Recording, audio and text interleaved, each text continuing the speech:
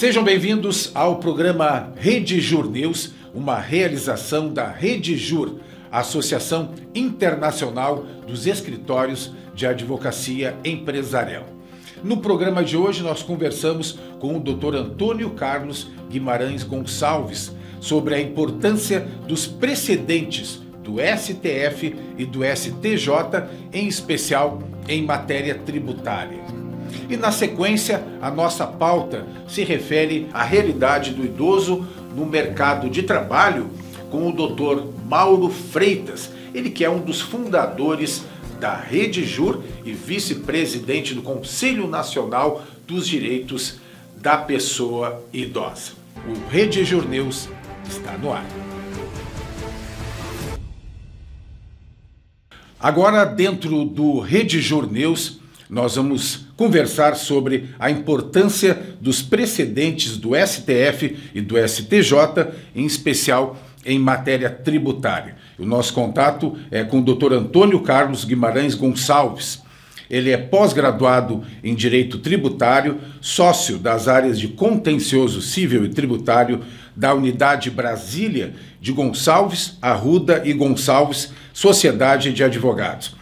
Atuação há mais de 20 anos em órgãos da administração federal e em causas estratégicas perante os tribunais superiores e locais. Doutor Antônio Carlos, é um prazer tê-lo aqui no Rede Jur News. Boa tarde a todos, é um prazer estar aqui com vocês também e deixo o registro do meu agradecimento àquele que nos assiste. Bem, bom, sobre precedentes, doutor, o que são? Eu gostaria que o senhor passasse um pouco do histórico, né?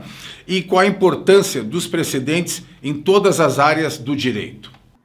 Bom, os precedentes tomaram um vulto maior na legislação brasileira, enfim, na pacificação de litígios, ainda no Código de Processo Civil de 1973.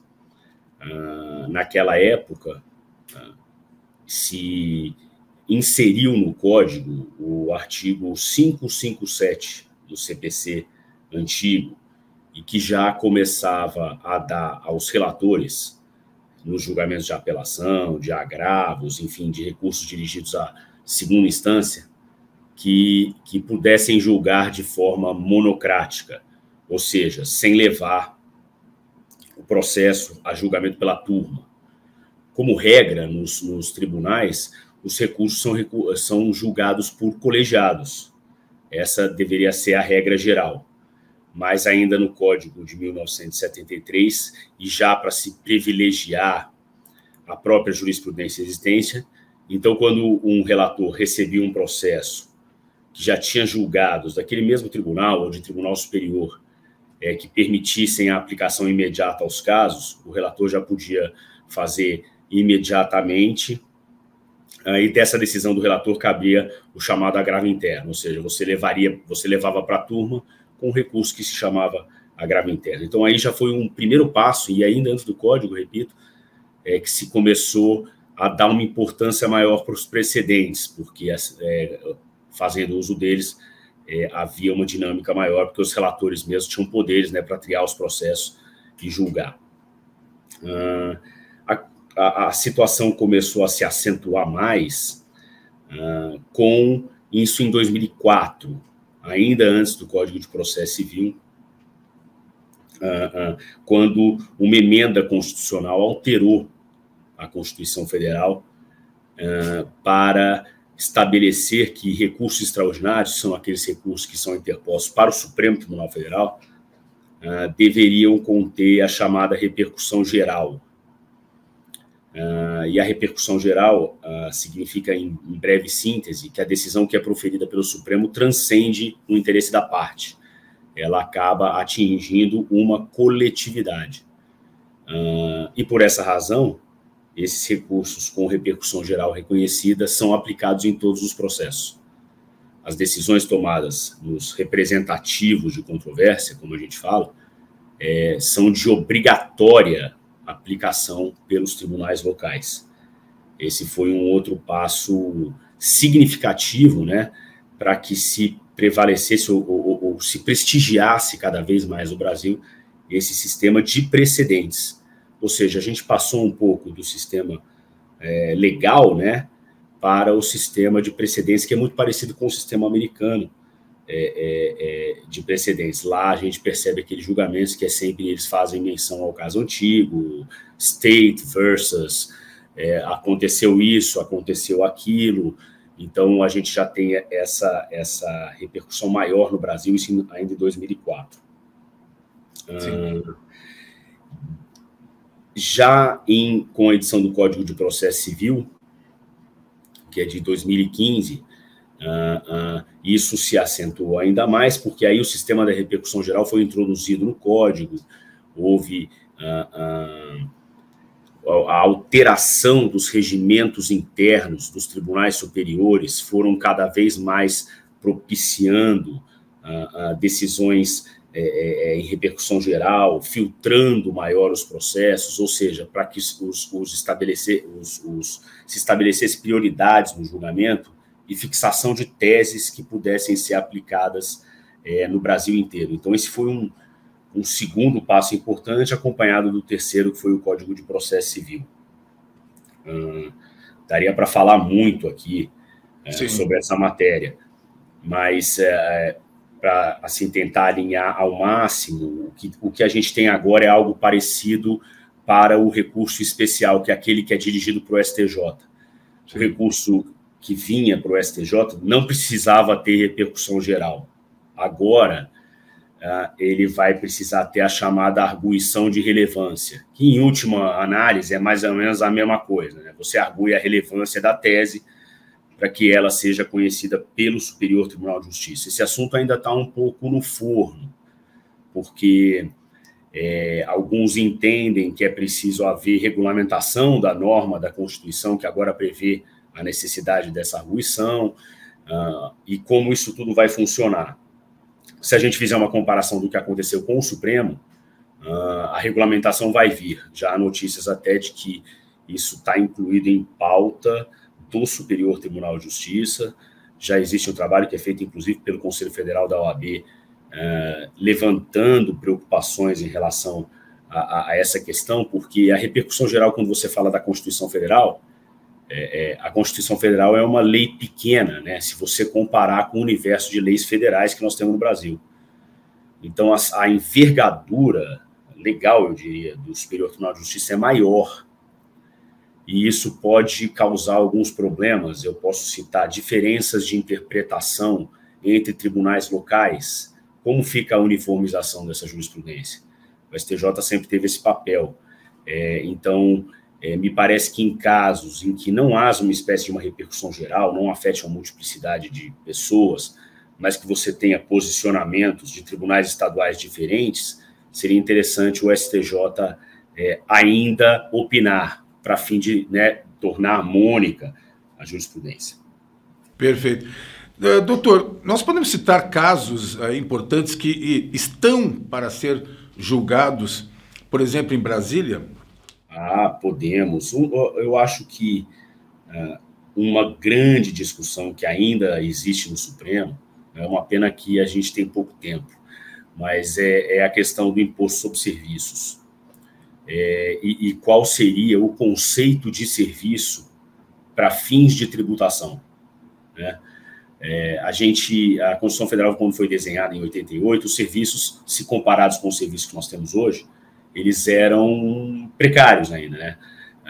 Hoje você tem serviços como esse, em que falamos com facilidade por um estúdio, tem download de softwares, você tem serviços de streaming, que são aqueles filmes que a gente acaba assistindo no final de semana, ou seja, serviços mais complexos, por assim dizer, que ainda causam uma certa dúvida para o Supremo estabelecer o que tributa pelo imposto sobre serviço ou não. Ainda tem um pouco dessa dúvida. Antigamente, logo que veio a Constituição de 88, se estabeleceu que serviço envolveria tudo aquilo que houvesse uma obrigação de fazer envolvida. Se você tivesse uma obrigação de fazer, isso demonstrava um esforço humano, né, justificável para a tributação pelo ISS. Depois, para obrigações de dar, não. Então, no primeiro caso julgado pelo Supremo, era um caso de ISS sobre locação, apenas a dar o bem, no caso era um guindaste. Então, não incidiu o ISS. Mas depois isso avançou, foram julgar o ISS na incidência de venda de veículos por leasing, que é uma espécie de uma locação, mas você tem um financiamento junto, né? Porque no leasing você financia, ele te aluga e ainda te dá aquele valor residual para você comprar no final, né? Então, ele é um contrato mais complexo. Ali já entenderam que tinha serviço, porque se tinha financiamento, já mudou. Então, no ISS, o leasing incide. O ISS incide no leasing, melhor dizendo. Depois, julgaram também a questão dos planos de saúde.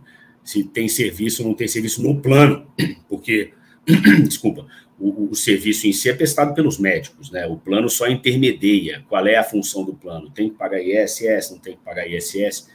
Então, essa é uma discussão latente ainda lá, porque não há uma definição clara do conceito de serviço. Outra matéria que chama bastante atenção e que ainda está sendo julgado lá é a questão da inclusão do ICMS na base de cálculo do PIS e da COFINS. Essa discussão ela é de longa data, mas até hoje, digamos que a União Federal, a PGFN, ainda não se habituou com essa perda de receita, ela era muito significativa. E ainda existem embargos de declaração para julgar a tese. Já está estabelecido, por acórdão em recurso extraordinário representativo da controvérsia, que o ICMS não integra a base de cálculo do PIS e da COFINS, mas há uma série de desdobramentos relacionados com essa discussão e ainda existem embargos de declaração pendentes de julgamento. Os contribuintes, nesse caso, ganharam e o julgamento foi tão apertado que foi 6-5. Então, são assuntos muito importantes e que acabam afetando segmentos, né, da sociedade como um todo. O serviço, por exemplo, afeta a cidade de São Paulo significativamente. E todas as empresas que estão em São Paulo recolhem tributos federais, as que estão no Brasil também. Então, a afetação do ICMS na base de cálculo de PIS e da COFINS também são duas matérias que eu destacaria e que estão sendo aguardadas. A federal, para finalizar, né? Como é que vai ficar a parte mais operacional do assunto. E a do ISS, uma indefinição ainda muito grande quanto ao conceito de serviço, justamente pela multiplicidade de serviços que se tem hoje. Distinguir o que é venda, o que é prestação de serviço de venda de mercadoria tem sido cada vez mais difícil, e aí fica difícil estabelecer qual é o campo de tributação, se é pelo ISS ou pelo ICMS. Doutor Antônio Carlos, nós temos mais um minutinho. Eu gostaria que o senhor passasse uma mensagem final, principalmente aos operadores do direito, né, os escritórios de advocacia, aos empresários, sobre essa questão, né, e o que nos aguarda para o futuro. Eu recomendo extrema atenção aos precedentes do Superior Tribunal de Justiça e do Supremo Tribunal Federal, esses julgados em representativos da controvérsia, e muita habilidade para, ao montar as ações, ao desenvolver as teses, saber pré-questionar bem as teses para poder resguardar os interesses dos seus clientes, acompanhar os julgamentos aqui e entender o racional dessas decisões pode ser muito importante, uma boa defesa, em especial em matérias tributárias, matérias de direito público, em que você tenha essa construção jurisprudencial do CIMI. Então, meu conselho é estudar, acompanhar de perto essa jurisprudência e desenvolver teses sempre muito bem fundamentadas em cima desses julgamentos. O raciocínio fica mais fácil e depois chega em Brasília com uma maior facilidade. Muito bem. Lhe agradeço, doutor Antônio Carlos, por compartilhar essas informações aqui dentro do Rede Jur News. Eu agradeço também, Antônio, toda a equipe que está aí no estúdio e, em especial, aos nossos ouvintes. Muito bem. Agradecemos, então, ao doutor Antônio Carlos Guimarães Gonçalves, que nos falou sobre a importância, né, dos precedentes no STF, no STJ, em especial em matéria tributária, aqui dentro do Rede Jur News. Você acompanha o trabalho e a atuação da Rede Jur nas nossas redes sociais.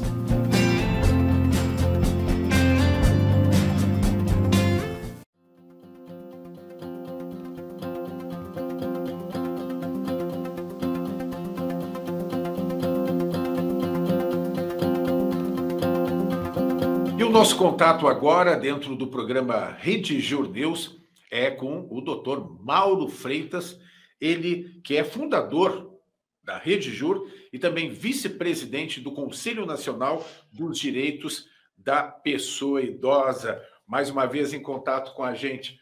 É um prazer tê-lo aqui mais uma vez, doutor Mauro. Prazer é meu, Zamansky. Queria começar, já que o senhor é um dos fundadores da Rede Jur, que já está se encaminhando para os primeiros 20 anos de existência, e é um projeto, um programa, uma ideia que está consolidada, doutor. O projeto, né, que já deixou, né, de ser projeto há quase 20 anos, né, para nós todos foi uma verdadeira oportunidade de aprendizado de como as coisas mudam, né? Quando nós fundamos a Rede Jur, um grupo de advogados, amigos, de 2002 para 2003, quando a gente concebeu, ela tinha uma proposta muito clara de atuação em todo o território nacional, através de escritórios associados e independentes que compartilhassem suas estruturas, né? Principalmente. Nós não estávamos ainda, Zamansky, numa época em que a tecnologia iria alterar tanto as rotinas do direito, né? Como o PJE, como audiências online. Então, realmente, hoje mudou muito a concepção. A Rede Jur hoje ela se vale muito do compartilhamento de conhecimentos, expertises dos seus profissionais, experiências, né? Somando, inclusive, com a nova força de trabalho que vem surgindo, colegas com uma pegada muito mais focada também em tecnologia, em outras, né, áreas do direito que vem surgindo, como LGPD, né, que são essas regras com relação aos dados, né, a questão de startups, venture builders, venture capital, são, né, IPO, M&A, né, são inclusive nomenclaturas americanas, né, pela tendência de geração de mercado e muita coisa ligada à tecnologia, que a gente é obrigado aqui também a se adaptar. E os jovens, né, eles são mais aptos a absorver isso com tranquilidade e atuarem num compartilhamento de ambiente de trabalho com pessoas mais influentes, né, em termos de networking, mas que precisam também dessa garra, dessa inovação do pessoal mais jovem. Sim. E com essa rede formada e com a utilização da tecnologia, porque lá na fundação não se imaginava que nós passaríamos por essa pandemia. De alguma forma, os escritórios até enfrentaram melhor essa situação, imagino. Foi muito interessante, né? Claro que uma experiência para todos nós sem precedentes, né? Nós tínhamos ideias de pandemia, mas a pandemia não tinha sido experimentada no ambiente que nós estamos vivendo, né? Então, de fato, foi muito interessante a Rede Jur ter uma rede de colegas que já vinham atuando juntos e se conheciam e sabiam um dos outros das suas expertises, e poder lançar a mão de uma oportunidade que a tecnologia nos deu, né, para um trabalho em rede, fazer as lives, as nossas reuniões online, assinatura de atas online também. Então, foi algo assim que nós percebemos que nós tínhamos muito rico na mão, uma caminhada, uma tradição que estava apta, né, como um ambiente já perfeito e preparado para acolher naquele momento a tecnologia que possibilitou até essa aproximação maior e um diferencial muito grande em termos de trabalho. Muito bem. Eu queria ver agora, entramos nessa questão do mercado de trabalho. E, doutor Mauro, como é que está a realidade do mercado para as pessoas idosas? Zabansky, a empregabilidade da pessoa idosa nunca foi uma prioridade, nunca foi também algo fácil na história, né, da relação de trabalho, né, para nós. Então, sempre existe até um certo preconceito, né, que tem que ser revisto hoje com outro olhar, não é que esteja mais fácil ou mais difícil, mas está diferente. Então, depende muito da qualificação das pessoas, mas o fato é que ainda há uma presunção de que a pessoa com 50 a mais, ela perde a sua capacidade de trabalho e ela passa a ser, digamos assim, menos produtiva e mais cara em relação a quem é mais jovem e está entrando no mercado de trabalho. O fato é que nós estamos vendo que além desses argumentos e dessa prática, né, que a gente vem observando do passado, o cenário atual, a gente vem vendo que a população vem envelhecendo rapidamente e cada vez mais idosos vêm buscando o mercado de trabalho. Então, isso é um primeiro fato. Outro fato é que a nossa base, o nosso nível de fecundidade no país também está diminuindo. Então, nós vamos ter um aumento da quantidade de oferta de mão de obra idosa e uma diminuição natural também dessa pressão de juventude entrando no mercado de trabalho, pela inversão que nós estamos tendo na nossa pirâmide etária. Mas, com tudo isso, nós estamos aprendendo também, né? Como a gente brinca e diz, a gente está aprendendo a trocar o pneu do carro com ele andando, né?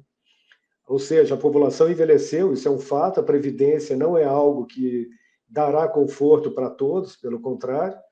E o mercado de trabalho também, se não privilegiar a manutenção da pessoa com experiência no mercado de trabalho e colocá-las para fora, né, num processo de indução de aposentadoria, nós vamos ter um verdadeiro apagão de mão de obra.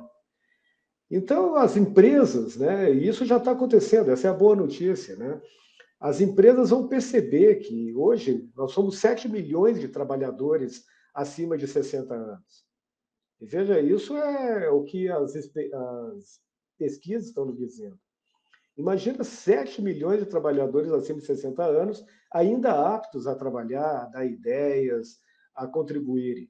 Mas isso vai exigir uma mudança, né, no que se chama de clima, né, das empresas, para que a gente possa, quem sabe, ter chefes mais jovens que os seus subordinados, que a gente saiba aprender com essa intergeracionalidade e que a gente saiba, né, principalmente através das pessoas que atuam com RH, que eles saibam fazer esse acolhimento, esse treinamento, essa manutenção, né, e, ao mesmo tempo, passar para os jovens a naturalidade dessa intergeracionalidade. Não tem ninguém melhor nem pior.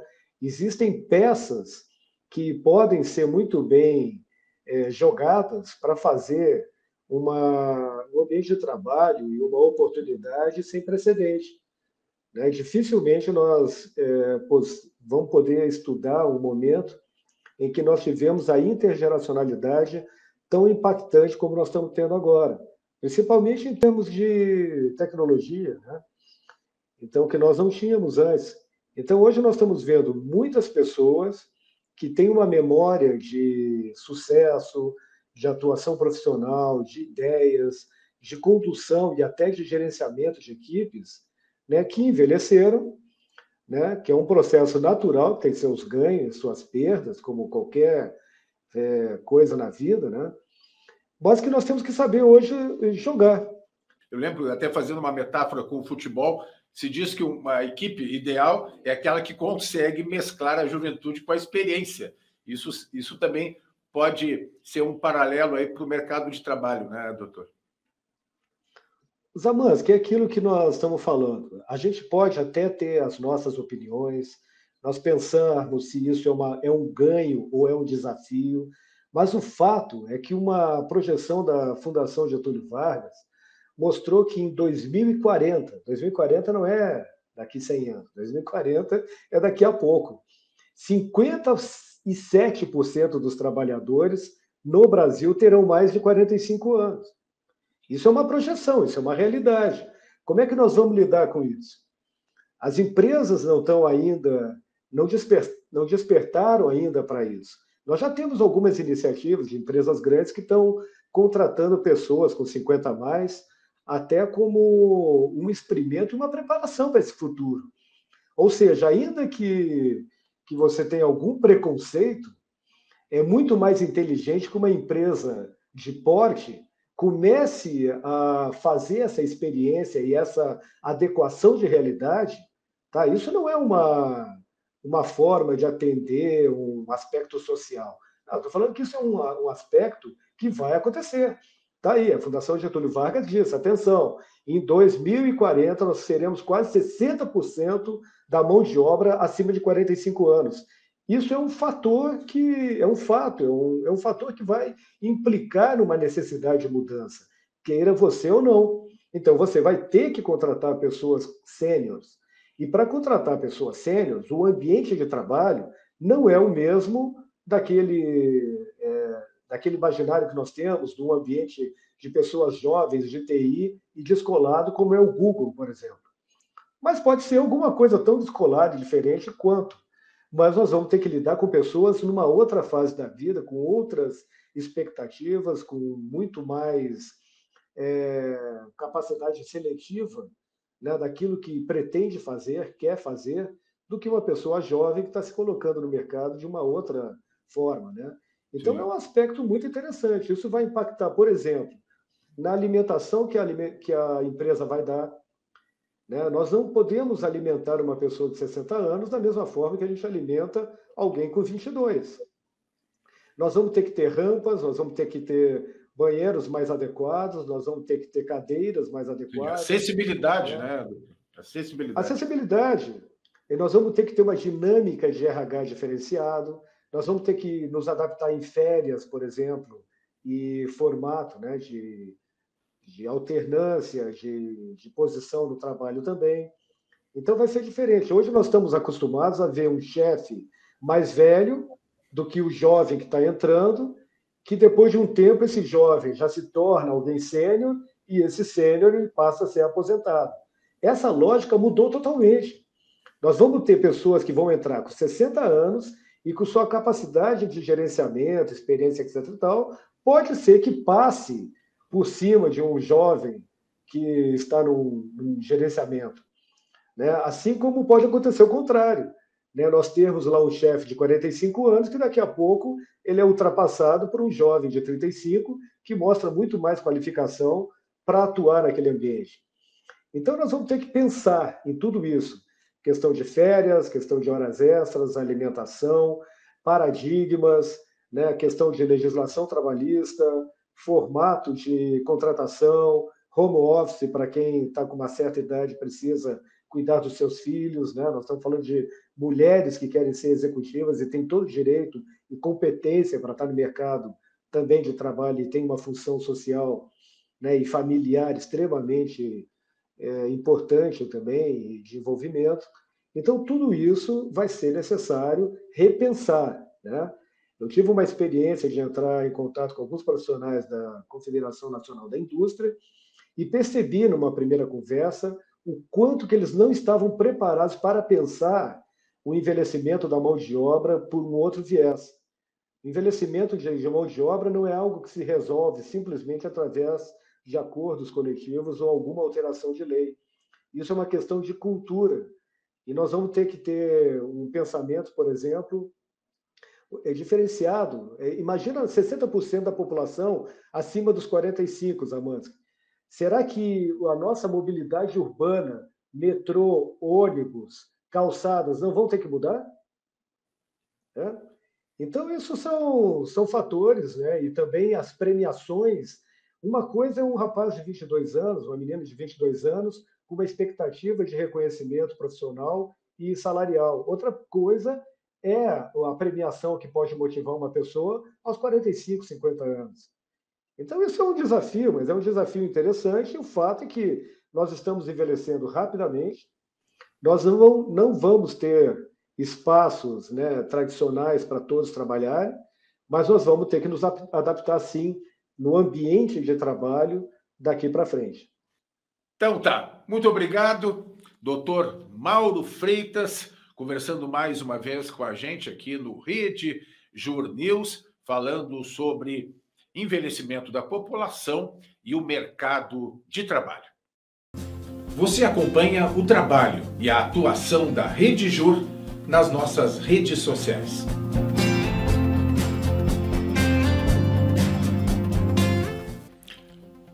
Muito bem, este foi o programa Rede Jur News, uma realização da Rede Jur, Associação Internacional dos Escritórios de Advocacia Empresarial. É o direito empresarial ao alcance de todos. A gente se encontra no próximo programa. Até lá!